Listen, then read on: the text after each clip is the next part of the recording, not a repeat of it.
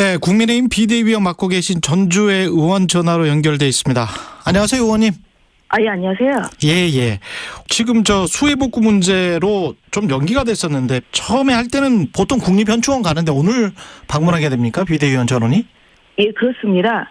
이제 오늘 처음으로 이제 저희가 참배를 할 예정입니다. 지난 17일 회의에서는 이렇게 좀 집권 여당으로서 제 역할을 못하는 좀 부분에 대해서 국민들에 대한 죄송한 마음을 담아서 비대위원 전원이 국민들께 큰 그런 좀 사과의 인사를 하는 것으로 첫 회의를 시작했는데요.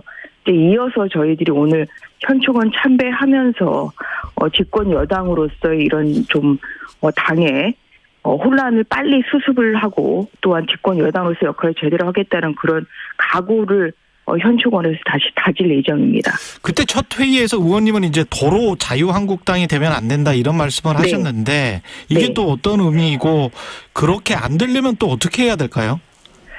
이제 그런 좀 발언을 한 것은 다른 부분보다도 이제 지난 대통령 선거 그리고 지방선거에서 사실 승리하게 된 것은 당의 변화가 있었기 때문이죠. 그런데 당의 여러 가지 변화 중에서도 사실 이제 그동안 외면받았던 그런 젊은 층 2030 세대가 국민의 힘을 지지해 준 것이 저는 굉장히 큰 변화였다고 생각을 하고요. 근데 이제 이러한 그 당의 혼란스러운 상황으로 인해서 또 2030 세대의 또 마음이 돌려진다고 하면 이것이야말로 이제 앞으로 있을 2024년 총선을 비롯해서 여러 가지 당의 사실 위기 상황인 것이고요.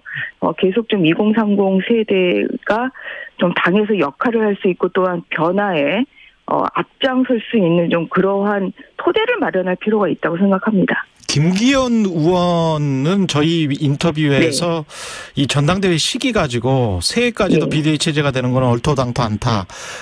하여간 빨리 실시하는 게 좋다는 입장이고 주호영 비대위원장은 그렇지 않은 것 같습니다. 1월 말 2월 초 그런 이야기가 나오고 있는데 어떻게 보세요? 시기는?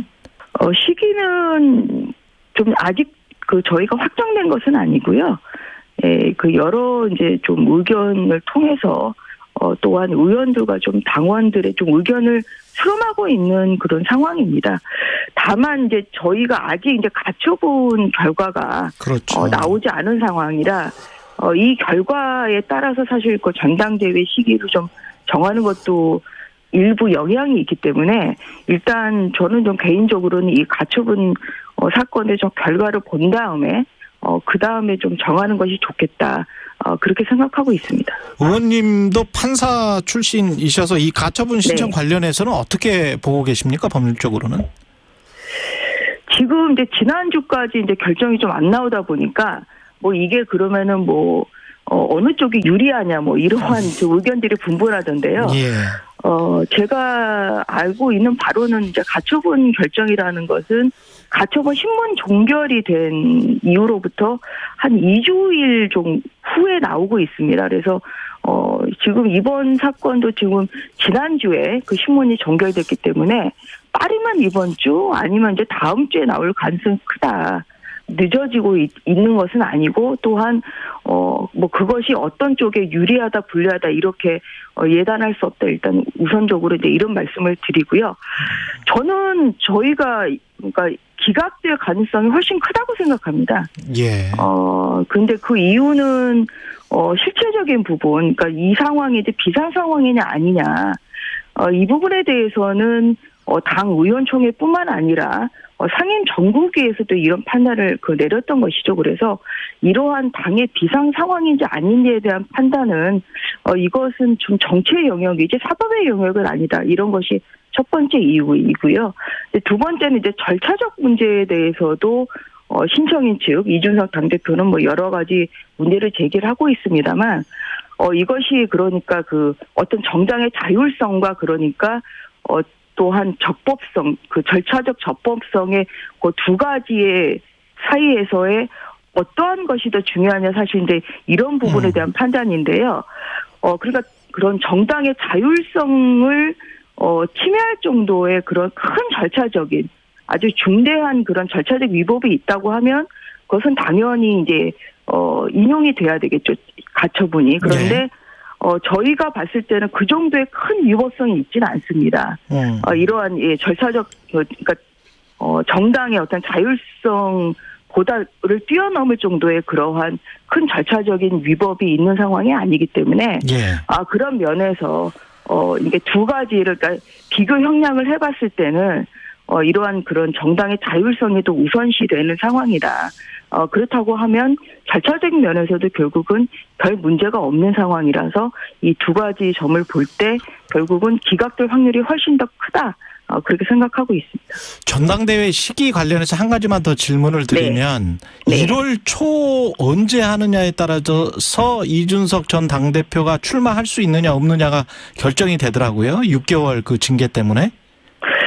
그런 것은 아니고요. 이제 어제 그 조호영 이제 비대위원장의 말씀이 12 그러니까 결국 후보 등록이 언제인가가 중요하거든요. 그렇죠. 그런데 이제 전당대회를 12월에 실시를 12월부터 시작해서 1월 말 2월 초에 이제 새로운 당대표를 선출하는 것으로 하겠다 이렇게 말씀하시지 않았습니까?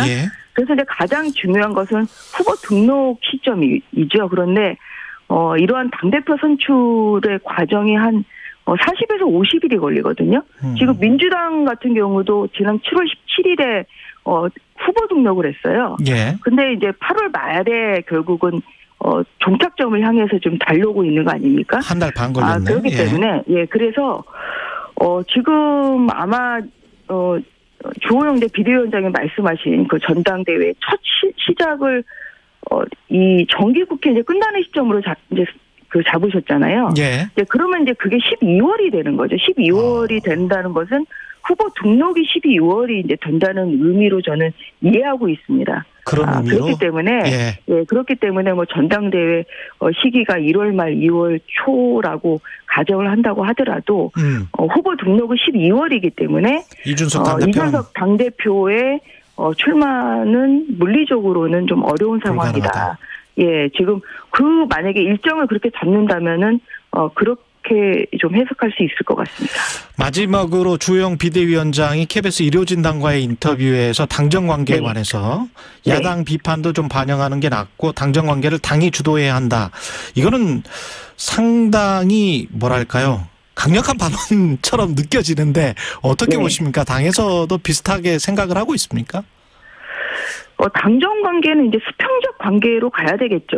그래서 집권 여당으로서의 그 윤석열 정부의 또 성공을 위해서는 정책 역량이랄지 아니면 여러 가지 면에서 또한 뒷받침을 좀 해야 되는 뭐 그런 상황이죠. 하지만 또 한편으로는 뭐 전 그 정권에서는 뭐 집권 여당이 뭐 청와대 출장소냐 뭐 이런 비판을 들을 정도로 어떠한 그런 수평적 관계라기보다는 어떤 그런 뭐 좀 종속 관계 라는 그런 비판이 있지 않았습니까?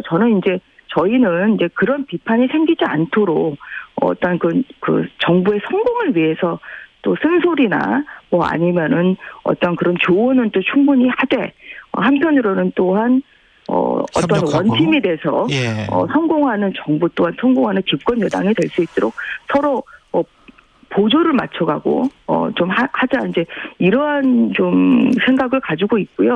국민의힘 비대위원이었습니다. 고맙습니다, 의원님. 네, 감사합니다. 네, 뉴스 언박